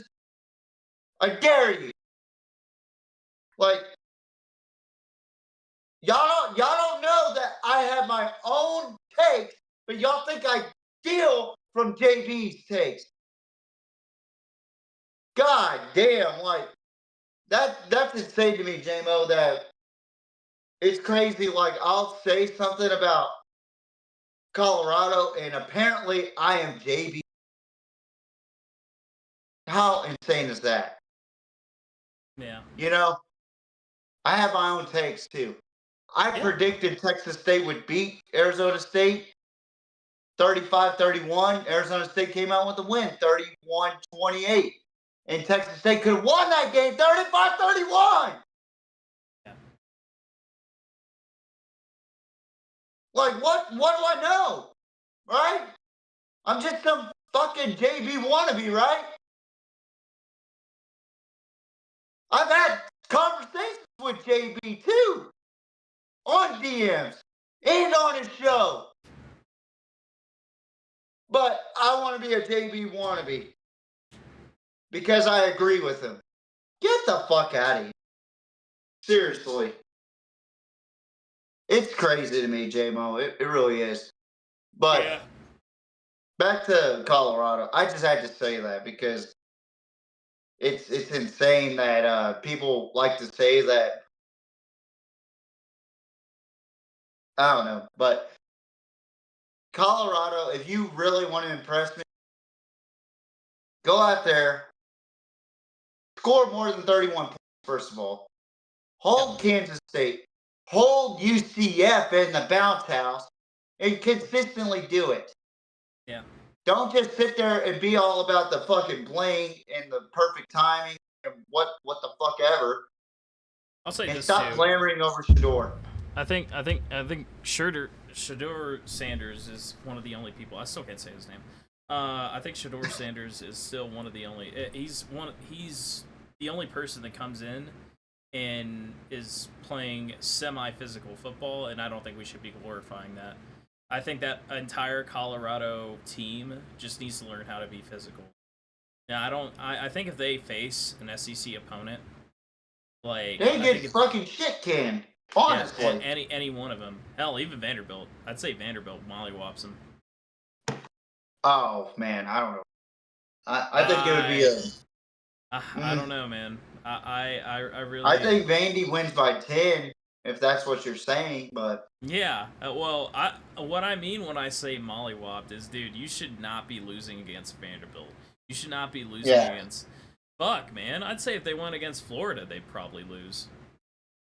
Like, it's really bad. Like, they probably. And what's crazy is one of their former players. What's crazy is one of their former players, Cormani McLean, is out there in Florida too. Yeah. I haven't even seen him on the field, honestly. Yeah. But that's a whole different shitbird, you know. But yep. Dude, I just get secondhand embarrassment looking at Colorado and just people saying, "Let them celebrate! They won their first Big 12 game in 14." I agree. They should not. I agree with you. We should, if we celebrate mediocrity, we're gonna get more of the same. Like, and that's all we're doing is celebrate here's my mediocrity. Here's my deal with Colorado. Yes, it was a great win. Great comeback win. It really was. Mm-hmm. I will give you that. But there was no reason for you to storm the field. Well, let me say this. I mean, even on the storm the field bit or whatever, like this is the thing about Colorado. This tells me where you are, because Baylor is a really shitty team. Like this, and I really thought y'all were as much as y'all hype yourselves up, because I bought into the hype at least for a week. Right, I was like, fuck it. Last week was an experiment. I was like, okay, whatever. I'll buy into the hype for a little bit. You know what I mean? I bought it way too much because I set the margins really high. But let me tell you, you guys showed me that I was so wrong about you, and I think you guys are even lower than the standard that I set. You guys are right there with Baylor. Think about that. You guys are right there with Baylor. You guys are not about to compete for a championship. It's right there with West Virginia too. Yeah, you guys. West Virginia, Baylor. I am dead serious on some teams that I really pay attention to. Like I said, Louisville. I think they would run the floor with you. I really think it wouldn't even be a competition because I think Louisville's that good and I think y'all are that shit. Kentucky, I think we'd beat you. I think it would be by maybe not as big a margin as I said at first. Maybe it would be like 35. I could see a 38-7 win. Yeah. Thank you. I was gonna say 35-7. I think Florida, y'all would go to OT with Florida and Vandy. That's sad. I think Vandy would win. I think they would go overtime against Mississippi State. Yeah. I really think. I think they would still win against Mississippi State, but I think they would go over. I don't think, because let me tell you something about Sanders, dude. Like he's only a good quarterback because. Can you pull up the stats real quick? I already did. I already did. He was a 140 quarterback rating. He 25 for 41 his last game. You're spot on the money. By the way, Brock Vandegrift had a higher completion percentage than him. I think he had a 65 and Brock had a 70. So I think but that's the only thing he beat him on. He does beat him on yards. But let me tell you something. When that's your only dimension on offense, you got to think to yourself, like, we're doing something wrong here. Because right now, with Kentucky's program, if I'm Pat Shurmur, I put my fucking foot down and I go, look, man, we need a run game. 10 personnel ain't gonna work against like UCF and Kansas State and Oklahoma State and Utah. Yeah. And I'll even throw in Kansas. You know, like, we need to run the ball and be physical with this team. We have a back, and here's my problem with Colorado. They have a back that gets more than 6 yards a carry each game, pretty much. Yeah. But they don't utilize them in that manner. You know who gets all the carries? Shedeur. Yeah. And I hate talking down on Shedeur like that, but goddamn, bro. He's a good quarterback, but I don't know, man. Like, but at best, he's not even top 15 quarterback in college football right now. I really don't think so. I really don't think so either. I think UCF. It sucks for me to say because I want to like Shedeur. I want to like Colorado. Yeah. But I just don't see it. I don't see the hype. You can't even score more than 31 fucking points in regulation, dog. Like, it's sad. It is absolutely sad. And you pride yourself on being a high-scoring offense, but yet 87-93 on the opponent side. You're down by 6. Yeah. You're down by 6. Yep. If that was a game, if all those combined scores and you you also got to look at the quality of schedule, right? Like, okay, it's for example, shitty. like you know, here, I'll pull this up for you real quick. UCF has played.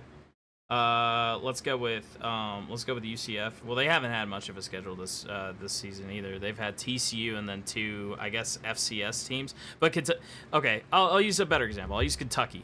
Kentucky, for example, like I said, and I know I'm hot on them. I know I'm not gonna shut up about them. But they're 2-2, right? You're a Wildcat fan. You can do what you want. Thank you.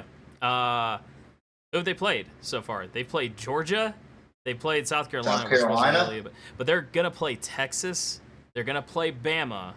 They're gonna play a whole slew of SEC teams that are. And let me clarify once again.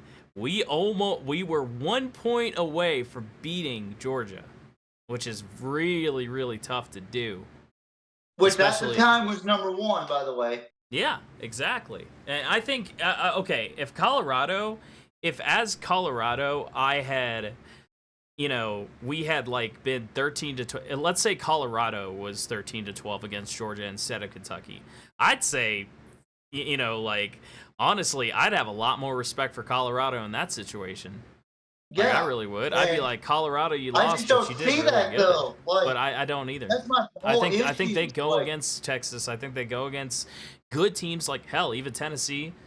Like, and that scoffs me to say because I hate Tennessee too. There was a stat out there too, like a ridiculous stat out there that Colorado was ranked 3rd in linebackers. Oh, come on. Nah, I'm sorry. It's something I don't remember. But they were ranked 3rd in linebackers against the run or something on 3rd downs or something. And it was Ole Miss, Alabama, and then Colorado. Yeah. And I'm sitting there going, look at the quality opponents that they played against. Like Nebraska, they're a good football team, but they're not. Colorado State? Come on, man. Baylor? Colorado State has to be the worst fucking football team. Like, that's like celebrating against UNR, dude. That's like, what? Why? It's like celebrating against Tarleton State. Come on now. Yeah, dude, or against Georgia Southern or something. It's like, bro, what? Like, why are we running on the field, dude? And what's so sad about Colorado is they have a rich history too. They really do. They were in there with Nebraska in the early 90s, late 90s, early 2000s, and then after their last Big 12 championship game, which was in 05 against that mighty Texas Longhorn team that obliterated them 70-3, they've been history. What the fuck have they done? Yeah, exactly. Like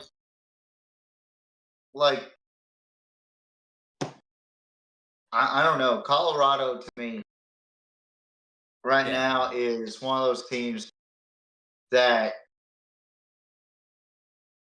people need to stop talking about them so that way people will finally understand how mediocre they actually are. The only reason why we're talking about them is for monetary gain. Is to get views. That is it. Because of why? Coach Prime. Yep. And I own a pair of Prime glasses. The gold kind. They cost $65. Why not? You know? And I'm tired of it, man. I'm really tired of the overhype that they are getting. At this point, like, man. Yeah. Like the fans are Chicago backhanding Dion so much over beating Colorado State and Baylor and North Dakota State. Oh, you lost to Nebraska, but you damn sure beat Colorado State and Baylor. Bro, yeah. Oh, what an amazing game against Baylor. Oh, yes, Dion. Yeah. Like, I mean, can we stop? That's like making your schedule against all FCS schools and saying, "Oh, we're the best in college football." It's like, no, you're playing against all FCS schools, dude. Like, what? It's like going on College Football 25 and playing on freshmen and still struggling. Yeah, exactly, dude. It's like, oh my god, bro. You guys, Colorado, if they're as good as everyone hyped them up to be, should be about they should be 4-0. I got pissed off at College Football 25 because they made Colorado seem like they were fucking Georgia in that game. Like, their defense was so impeccable. And I was sitting there going, come on, bro. This is ridiculous. Like, I'm Texas. I would be up 50-3 at the half. And I play on All-American, you know? So, yeah. I take that shit serious. But, yeah, man, it was a great show, man. Had a couple laughs, had good breakdowns on cover 2, Colorado's overhypeness. Had probably one of the biggest freakouts of the year by me. Actually slamming my whiteboard because of the fact that people are so hyped up about Colorado. Great week last week by JMO on his predictions. Some of them spot on, some of them way off. Way off. Never picking Colorado again, by the way. I will hold true to this. I'm never picking Colorado. I don't care if y'all face Paducah Community College. I'm not picking y'all again. Just because Paducah Community College, they don't even have a football team. Wait. They don't even have a football team. Wait, you said Paducah? That's my hometown. That's my hometown community college. I don't care if y'all face WKCTC, who doesn't even have a football team. Like, I'm pretty sure if they I don't care if y'all play fucking Gonzaga and fucking Ingleside High School. Bro, oh my god. Yeah, no, I'm never picking Colorado again. That's for damn sure. I honestly think that this UCF game is going to tell a lot about the team, though. Yeah, it's going to reveal a lot. It's going to reveal how shitty they are. I really think so. But I still hate Baylor, but I hate Colorado now. Yeah. JMO, thank you for staying up this late with me. Yeah, of course. I actually had terrible sleep, and I had to go into work, and came home, took a nap, and I overslept, obviously. And we made it done. We made it good. Made a good show. Melvin Kiper Jr. stole the show, apparently. Held it hostage. Yeah. No wonder it smells like ass, but I'm curious to see what's in my attic now because What the fuck? what the fuck? It's like watching a Fears to Fathom gameplay, you know. So, but we're gonna talk a lot more about college football topics and NFL topics as the season goes on, especially with like John Gruden maybe coming back to college football. Yep. Or he may be coming back to coaching, but coaching college football. You know, that's exciting. You know, I can't wait for that. You know, and who would you want Chucky to coach? You know, think about it. I love Chucky. Chucky is like one of my favorite coaches of all time. Right there. Yeah. It's his mannerisms. It's the way he coaches. I love it. Yep. And before I give you this, J-Mo, I just want to make a huge announcement for everybody. In 4 days, Kentucky plays against a very good Ole Miss team. But it's someone's special day. It's their big day. Ladies and gentlemen, happy birthday to J-Mo, who is going to turn the big 30. Hey! Happy birthday! Yeah. I'm old. I feel it everywhere. I've literally the whole show. I'll show you. I've been doing this number because my shoulder's been hurting me the entire show, dude. I'm like, dude, I'm getting older, man. I can feel it. But thank you, TJ. I appreciate it. Yeah, it's nice to get some recognition for my birthday, especially my 38th, dude. Like, it's crazy. Chat, YouTube or Twitch, you make sure to type in happy birthday, J-Mo. And if you watch this video afterwards, put hashtag happy birthday, J-Mo. Yeah. So that way, J-Mo gets a lot of love, a lot of recognition. He deserves it. He's a hard worker. I try. Man. He's the backbone of this. I'm like Will Ferrell from the campaign. J-Mo is the backbone of the Pigskin Mafia podcast. Dude, I will be doing a birthday stream as well. I'll be doing one on Friday. So yeah, I'll be doing one. Actually, I think Friday to Saturday. I may be doing a 24-hour stream as well. So we'll see how stuff goes. So I may be doing a 24-hour stream. Hell yeah! Yeah. So we'll see how everything goes. If your old ass can handle it. Yeah, dude. I mean, dude, I'm an insomniac at this point, so I could probably stay up. Stay up for like I want to say 36 hours, but I don't know. We'll see. We'll see how it goes. I'm curious to do it. I'm curious to see how it is. So yeah, check out his channel, J-Mo. Twitch.tv/GoJamo. It's incredible. It's got a lot of good games on there. He plays a lot of Destiny 2. If you want to see some horror or maybe one-on-one competition with me and him on College Football 25, make sure to tune into that at some point. Maybe not right now, but like during the off season. When you get your PC, which I will send to you this upcoming month. So yeah, early this month. Sorry. Yeah.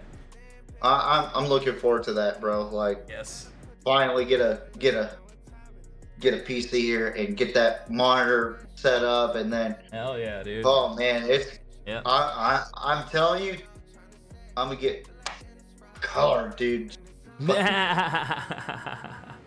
But Jesus, TJ.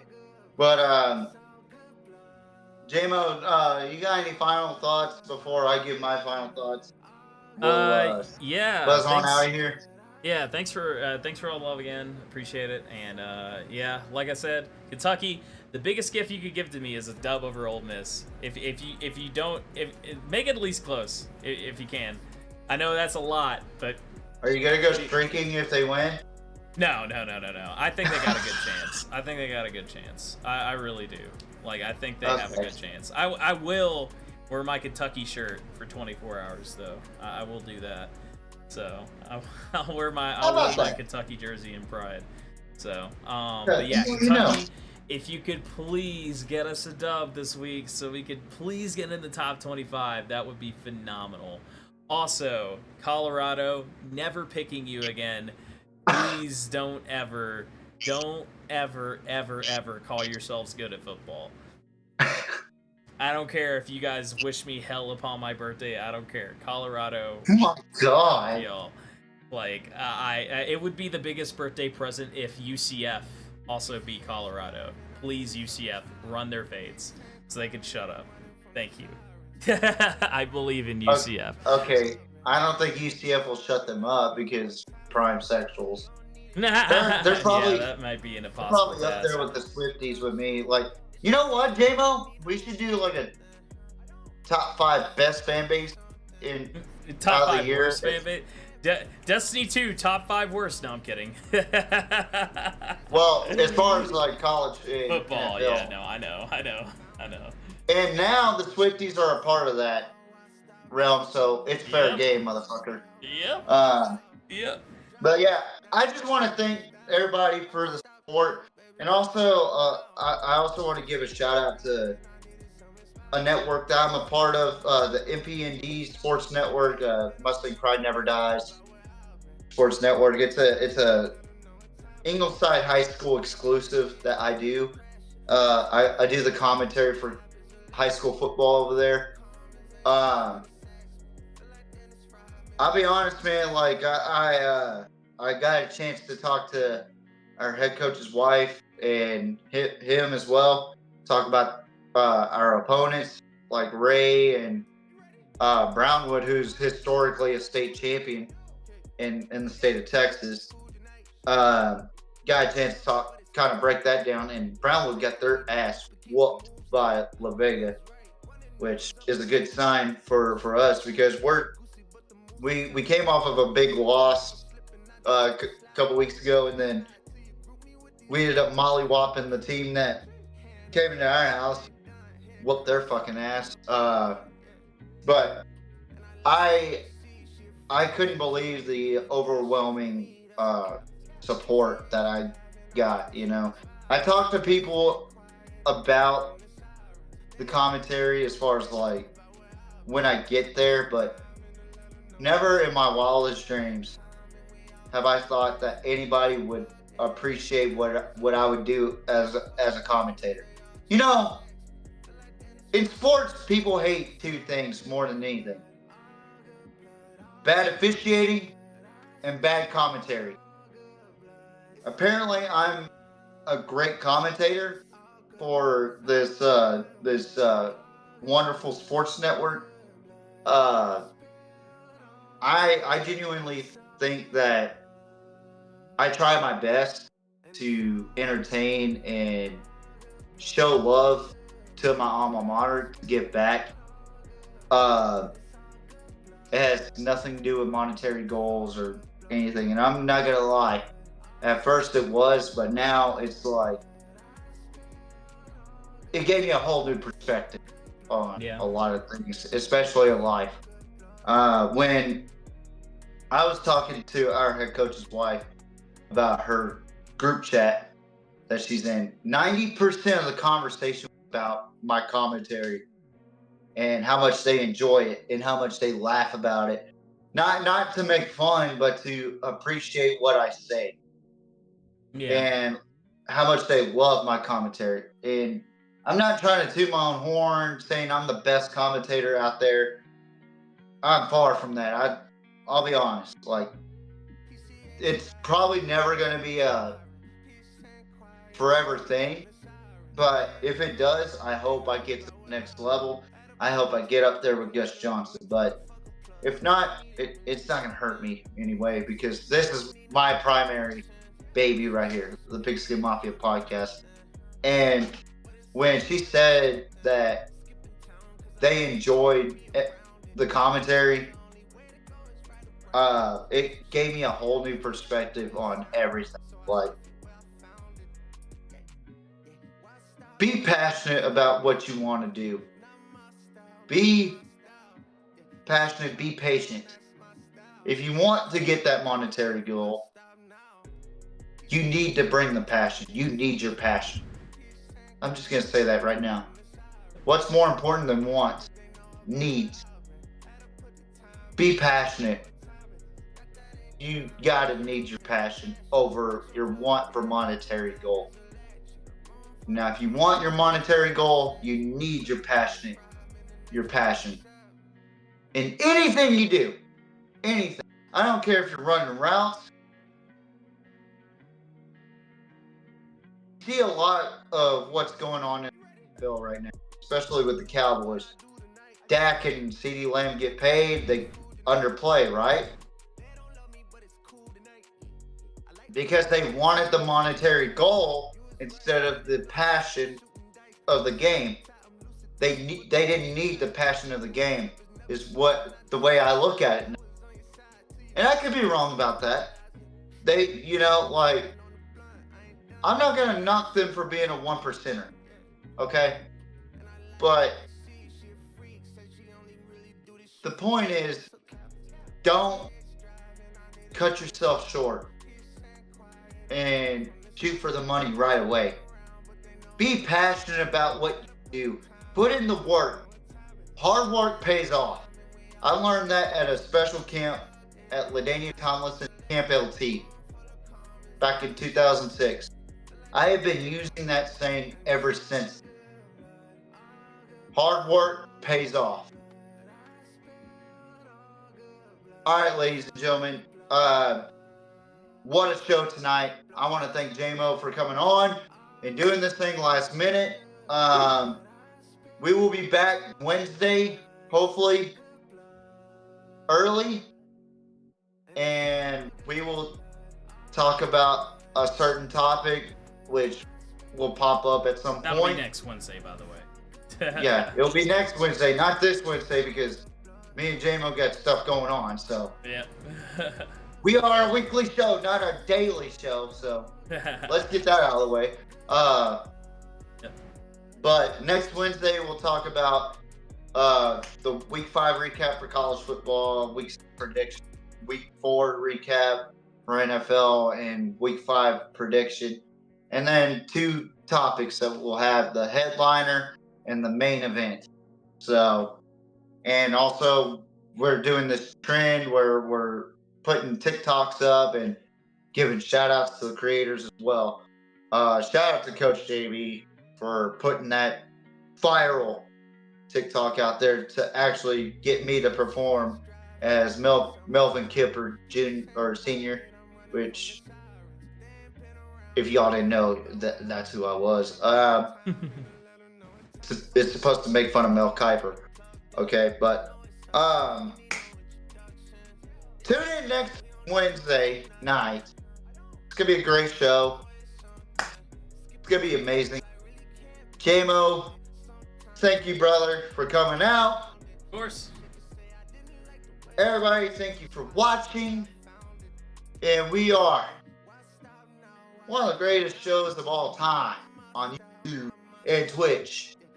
Soon to be Spotify, soon to be on national television. Because I'm that confident in our ability. We are the Mother effing P, the Pigskin Mafia podcast. Goodbye! Mwah! Good night. Bang! Kill it!